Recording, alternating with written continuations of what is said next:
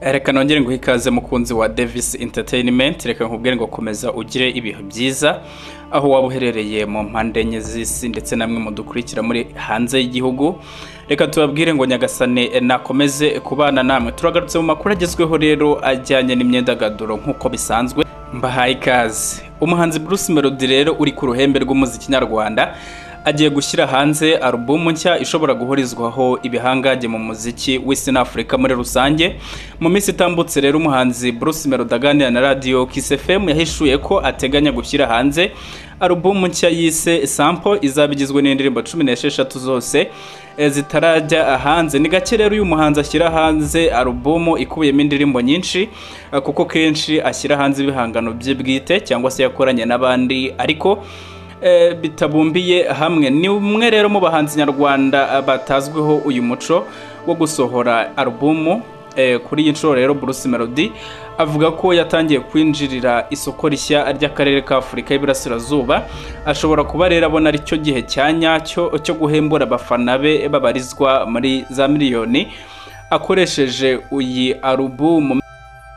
Mbere yo gushyira hanze iyi album, Bruce Melody yagize uruzinduko rw'akazi mu bihugu bikomeye muri muzika ya Afrika birimo nka Kenya, Uganda, DRC, Nigeria na Tanzania, ndetse akorerayo ibitaramo byamwubakiye izina ku rugero rushimishije. Na album rero itegerezanyijwe amatsiko n'abakunzi b'umuziki nyarwanda kuko hari abahanzi benshi bari ku rwego mpuzamahanga bagiye bagaragara bari kumwe na Bruce Melody, abandi bakagaragara bari kumwe bagiranye ibihe byiza.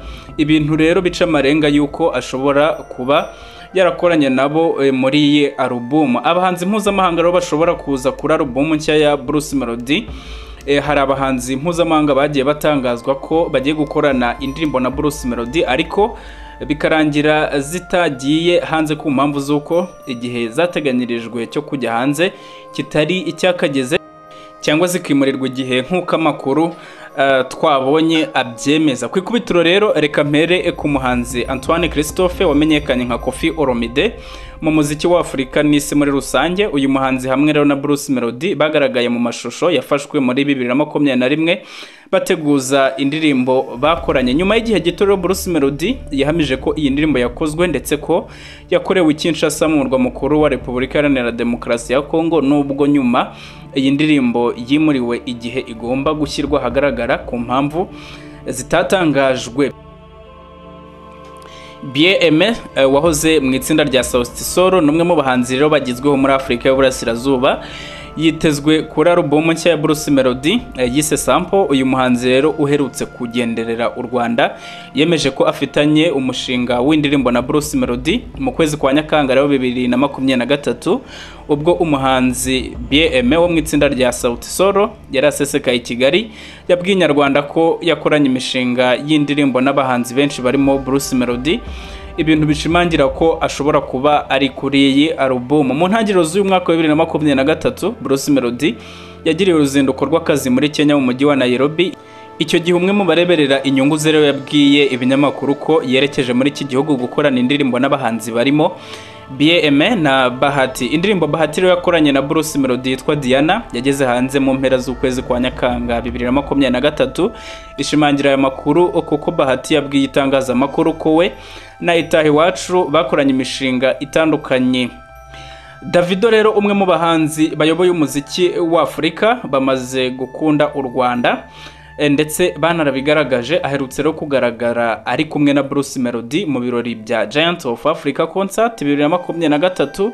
Iki gihe rero umunyemari Coach Gayeri ureberera inyungu za Bruce Melody yanditse ku rukuta rwe rwa Instagram ko hari ikintu kiri gukorerwa mu gikoni. Benshi bavuga ko umushinga w'indirimbo ushobora kuba warakozwe. Iki gihe rero Davido yashimangiye ko yabaye inshuti na Bruce Melody ubwo yari ari gutaramira abitabiriye igitaramo twavuze haruguru, akamusuhuza ari ku rubyiniro, undi ari mu bafana hasi mu cyiciro cy'aba VIP.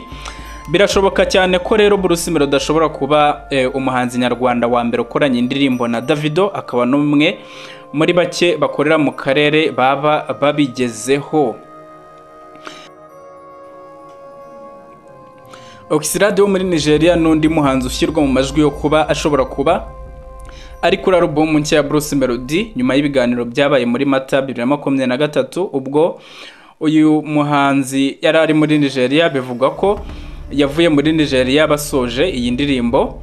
Singa rero uzwi mu ndirimbo nka Poroma yakoranye na Mr P wo mu itsinda rya P Square ndetse n'izindi zirimo Samubari yakoranye na Alikiba bizwi ko yakoranye indirimbo na Bruce Melody. Rero nyuma y'uruzinduko uyu muhanzi nyarwanda yagiriye muri Nigeria muri Mata mu 2023 mu bandi bahanzi mpuzamahanga rero batekerezwa ko barimo ni D'banj uri kubarizwa i Kigali umaze iminsi agaruka ku izina Bruce Melody, Mr Easy ugenderera rero u Rwanda kenshi na kenshi ubwo yakiraga igihembo cy'umuhanzi wazanye impinduka muri Easy.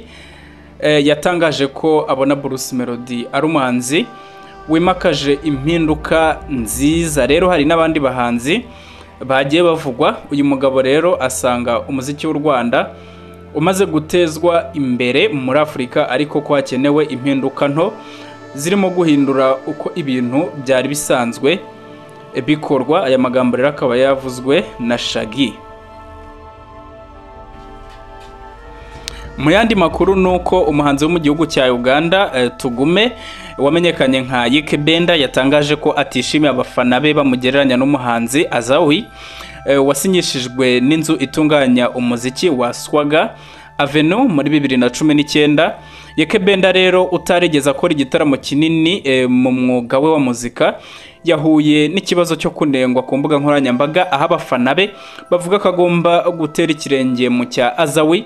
Bamusabye gufatira rero isomo kuri uyu muhanzi nyuma y'uko aherutse kugira igitaramo cyiza muri Kampala Serena Hotel, cyabaye igitaramo cya kabiri gikomeye kuva yakwinjira mu muziki muri 2019. Yekebenda rero warakajwe cyane n'amagambo y'abafana yahishije imbuga nkoranyambaga asaba abafana gushaka ubundi buryo bashimira Azawi batamusuzuguye cyangwa ngo basuzugura undi muntu uwo ari we wese. Yagize ati ikintu cya mbere kibangamira ibyishimo ni intego no kugereranya umuntu n'undi. Mushobora rero gushimira Azawi kandi nta muntu musuzuguye.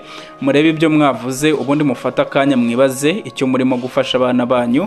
Mu gihe rero nge nyoboye inzu itunganya umuziki ya kabiri nini muri iki gihugu cyacu. Urebye no mu magambo ya Yekebenda bigaragara ko atigeze yishimira kuba abafana be barimo kumurutisha uyu muhanzi Azawe. Ni nyuma y'uko rero Yekebenda yaramaze kwiyama abafana bari barimo kumugereranya na Azawi ngo nuko yakoze igitaramo kirenze ibyo we yakoze. Bibiri rero bikaba bitamushimishije. Ni nyuma y'uko rero uyu muhanzi Azawi yaramaze kuba yakora igitaramo mbatura mugabo i Kampala muri Uganda. Abafana rero bari batangiye gusaba uyu Yekebenda utarakora igitaramo nyagitaramo kumwigiraho. Gusa uyu muhanzi ntibyamushimishije nk'uko twe tumaze kwivuga haruguru. Ni nako kandi umusitari mu muziki wa Nigeria umenyerewe nka Davido ashinjwa na mugenzi we Johnson Emmanuel uzwi ku mazina ya Dami Krane kuba yaramwandikiye indirimbo akanga kumwishyura amafaranga bumvikanye. Mu ruhererekane rw'ubutumwa uyu muhanzi yacishije ku rubuga rwa X akaba yavuze ko abazi neza ko abakire batinya kwishyura, gusa asaba yinginga Davido kumwishyura amafaranga amufitiye. Dami Krane akaba asaba Davido ko yamwishyura ideni rye kugira ngo yite ku mukobwa we. Ubwo rero Dami Krane yandikaga kuri X akaba yabazaga impamvu uyu muhanzi atamwishyura amafaranga ye kandi ngo amasezerano bagiranye yararangiye.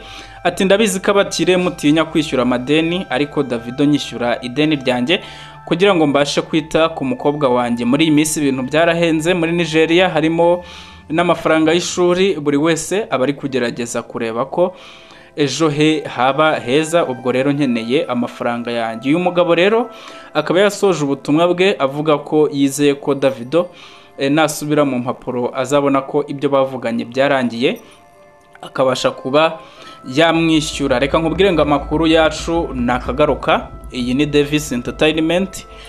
Reka nkubwire ngo wakora subscribe kugira ngo ujye ubana natwe mu nkuru nshyashya tugiye tugezaho. Wakoze kubana natwe rero turabakunda cyane. Bye bye.